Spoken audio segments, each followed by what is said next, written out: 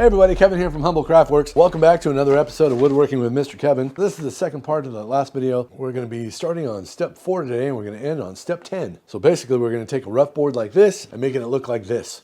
So it's going to go from a walnut board to a cherry board, just like that. Milling is one of the most important parts of your whole entire project. So if you're new to woodworking, or you're a part-time builder, or you want to start an online business, knowing how to mill quickly, accurately, and the best of your ability is important. And I work out of a little 400 square foot shop here. I don't have all the best tools in the world. You know, I got a lot of Grizzly, as you can see here. I got Squeakers, which is my stupid dust collector that squeaks all the time. I've got some Jet tools. I do have a beautiful saw stop, but everything else is either Grizzly or Jet, and that's fine. It doesn't take millions of dollars worth of tools to make everything look good. It's what's up here, and that's what I'm going to try to teach you today. How to mill everything correctly, go from a rough mill board like this into a beautiful part that looks just like that. That's the goal. Regardless if you're going to build this sliding shelf or not, all these milling steps are super important, especially when you're learning. If you go out on your own, you're liable to make 100 mistakes. I'm going to show you things that you won't ever learn from anybody else. I've used the same procedure for the last 30 years of my life. Even in production shop, I mill the same way. I build the same exact way. I have certain steps.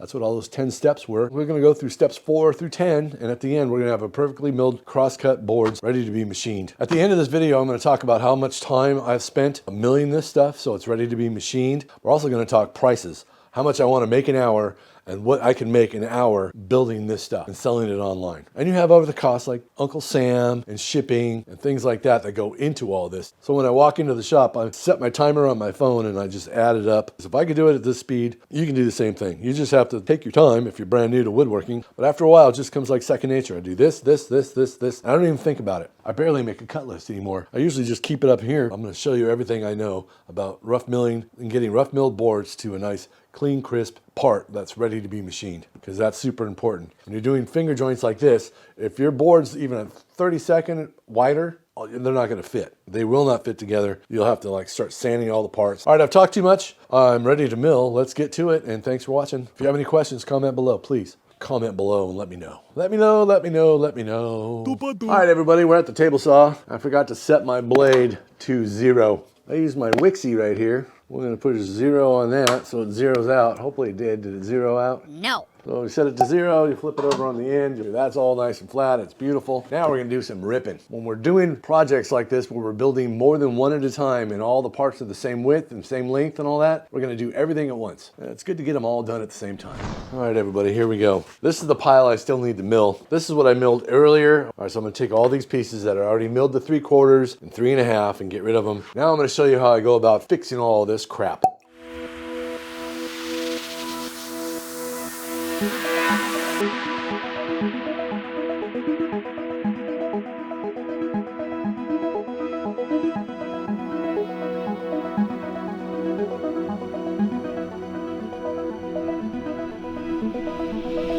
Because if you just take everything and you rip it, you face joint it, you join one edge, you run it through the planer to thickness, hopefully it stays flat, and then you rip it to 3.5, you're liable to have twisted pieces. And if you can see these pieces here, they're super flat. So basically that whole pile that I just showed you was ready to be cross-cut. Okay, shelf parts, plain Jane shelf part. Another shelf part, plain Jane, very crooked, very crazy. We're going to straight line these, clean them up a little bit.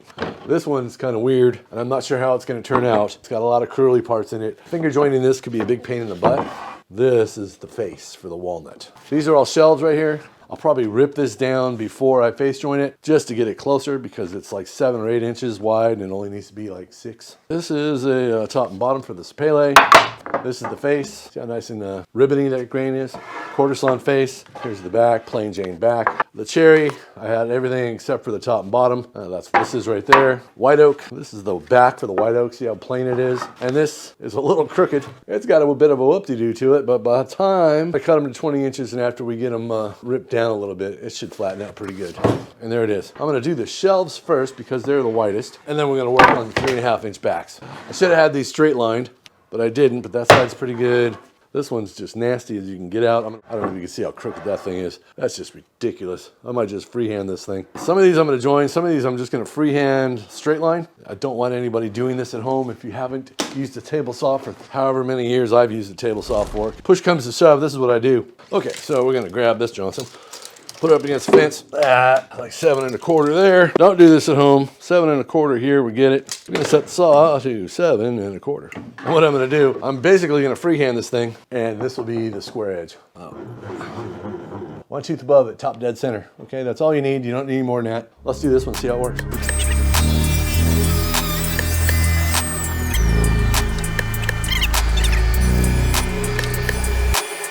That'll be good enough. Okay, we got that one.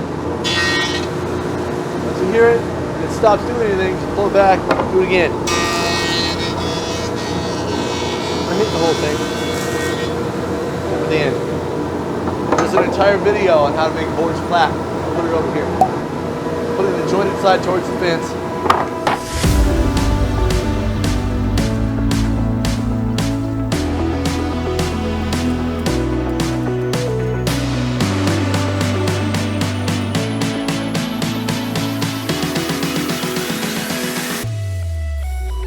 Okay, so here's the thing.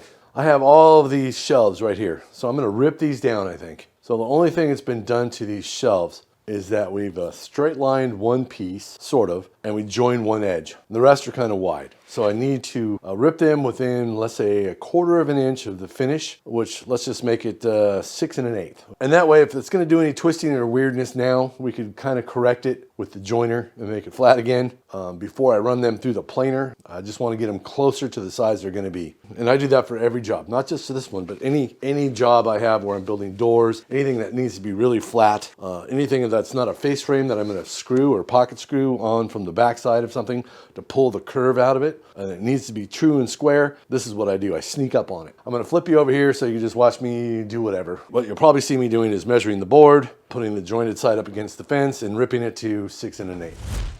All right, so what I'm gonna do now is I have all the jointed side right here with the X on it going up against here.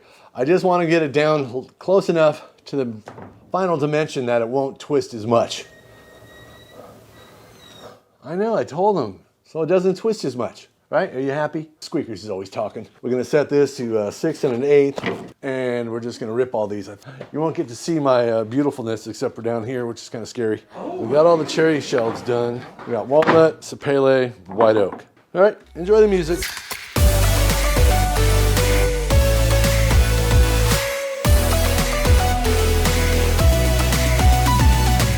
Not bad. We're gonna face joint every single one of these now. Hopefully I don't hit anything over there.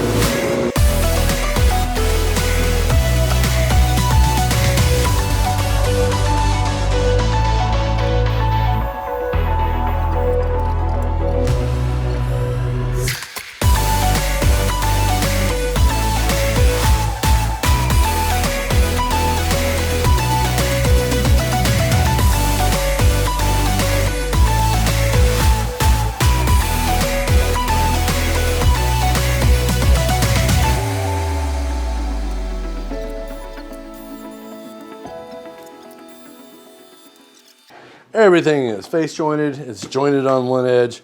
We are ready to start planing. Oh, okay, you're right.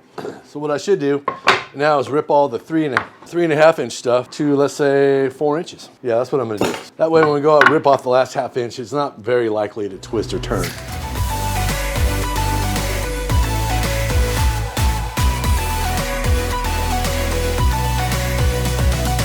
Using is my calipers to check to make sure that we don't go past 3/4. And I've pretty much got it figured out where it goes. I'm just gonna double, triple check it. So I changed every one of those spiral heads in there, and hopefully it gets a better cut and it hasn't changed the dimensions too much.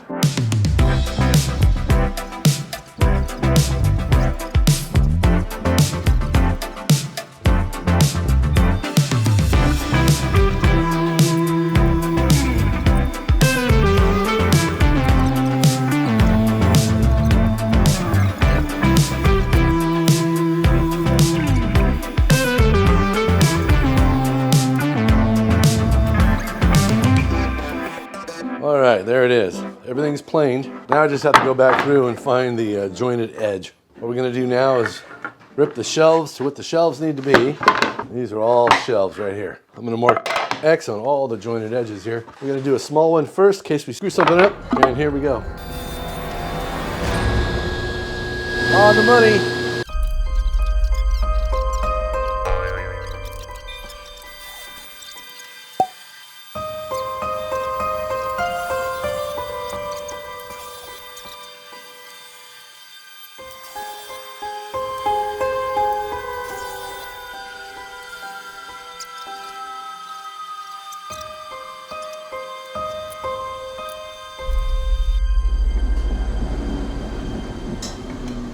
At the end of every day, lower your blade. Don't want it sticking up if you have kids or dogs or cats or whatever, who knows. I've seen dumb things happen with the blade sticking up. Just dumb. Just to make sure we did everything correct mundo. White oak is over here, walnut parts. And what I'm doing is I'm laying out everything just to make sure I got all the damn parts I need. Here's all the material that's been milled. First thing we're gonna do in the morning is cross-cut all this. This is all the material for 4. I didn't really want to build 4, but we did. That wasn't too bad, 4 hours. So I might have a total of 6 hours total. Drawing time, milling time, and what we did today, 6 hours. 7 times 4, right, it's 28. And that times, let's say $7 a board foot. $196 in materials, 196. Let's go $200. So $200 in materials, and we've worked 5.5 hours. And let's say we're getting paid $65 an hour. So 557, let's go 58, 558. So it's cost us $558 at $65 an hour to do what we've done here. And you divide that by 4, that's $139 a piece. If we work for another 6 hours, cross-cut these and assemble them, put the angles on them and put the little piece down the middle, we're still making money because it'll be like $350 a piece. I've seen these big ones go for $450 and not be cherry and not have curves in them. So right now we're at $558, 4 of them. That's $139 each with all the materials. If I can make $65 an hour building this stuff and work 4 or 5 hours a day and still make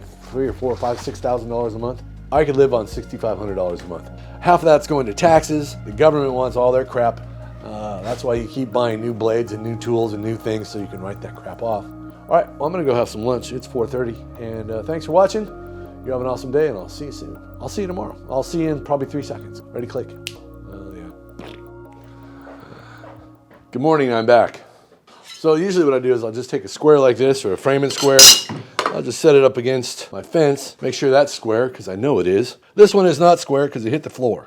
Use something you know is square and that cost you $900 because these pinnacles are like $100 a piece. Pretty damn square. All right, so all the 20 inches are down here, they're done. Now I got the ones that need to be cut to 7. I've already squared up all these on the chop saw. We're gonna start with the 7s, and we're gonna go to the 27s, then we're gonna go to the 35 and 7/8 and leave the longest for last.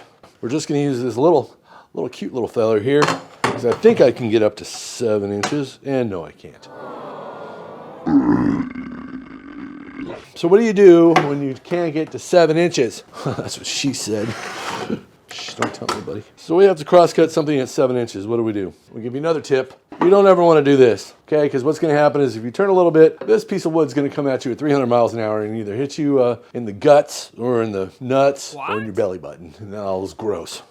So we're not going to do that. So what are we going to do? Well, all right, so here's what we're going to do. I found a piece of scrap. It's jointed on the edge. It's fairly flat. That'll be good. That's 7 inches there, so it's barely touching. We're just gonna come over here. I'm gonna cut it off over here somewhere. I'm gonna set this to 6 15/16, just a little shy, because that's what I like to do. Now I gotta go find some probably 1-inch screws to screw in there. I might need washers. We'll see here in 2 shakes of a lamb's tail here. Down at the bottom, it might work. It ain't coming off. All right, that'll work. So what we're gonna do now is we're gonna, using the same blade, 60-tooth cabinet maker, cross-cut saw blade, whatever. And we're gonna push this up against here. That looks nice and square. And we're gonna use our fingers. I'm gonna shove through with our fingers down here on both pieces. Whoop, and we're gonna go all the way through. I'm gonna pull the parts out, put the one 7-inch piece over here, put the other one down in the bucket because it's scrap in there, piece over here. And we're gonna do that until this little pile's done. Gotta wear your safety gear. I'm gonna put this crap on here.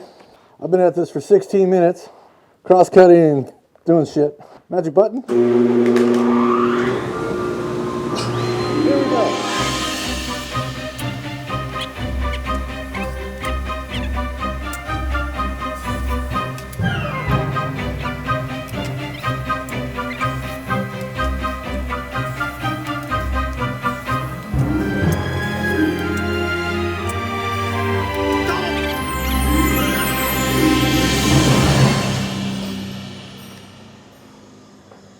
Okay, did you see me bounce here?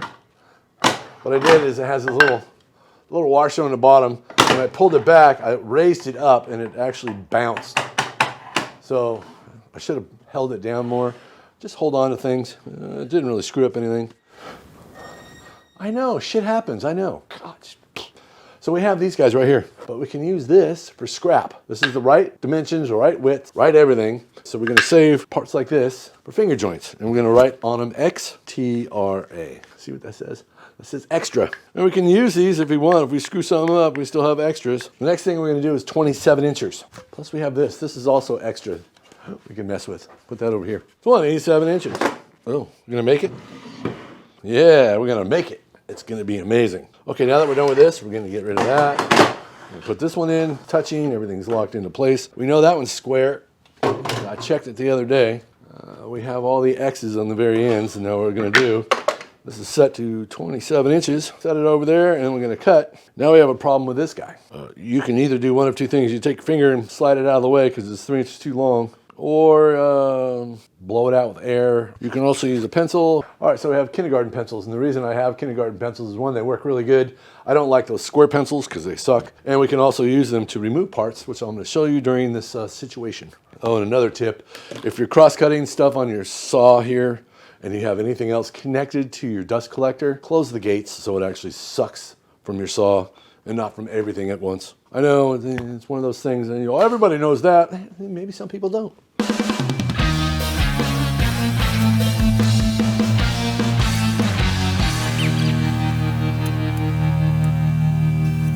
Little tiny guy on this side of the blade. What I'm doing is I'm pushing down in the middle, and as it cuts, I'm just pulling it away. And you see, it just comes right out. There's no finger in the way, no nothing. It works good.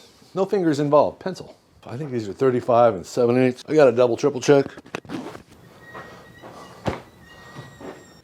See what I get all the time? Yeah, 35 and 7/8. That's what I said. Let me double check. Like, oh, that's what it is. Ugh. Yeah, see, oh, this crap's getting in the way now. 35 and 7/8.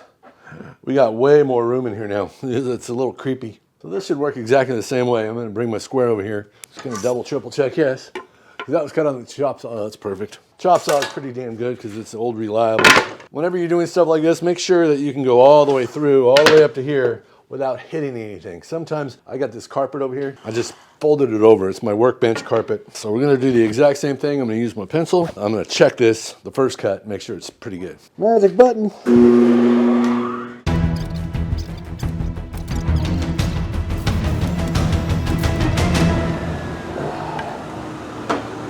All right, there it is. Here's the curly one. This is one I hope doesn't blow up on us because that would look cool. I don't know if you can see, I kind of drew the pencil marks in. But anyway, this is the tall one, and this is how tall it is. It's not that big. So here's what we're going to do now.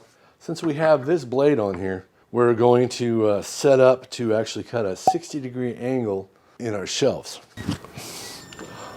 I know I have to set things up. I'm going to show them how it's done. See, I get harassed every 10 minutes. I'm going to change out the throat because this is my zero clearance throat, and that's the way I want to keep it. We're going to throw the blade over to like 20 degrees, I think it is. We'll go through the whole thing. I'm just going to change out the throat.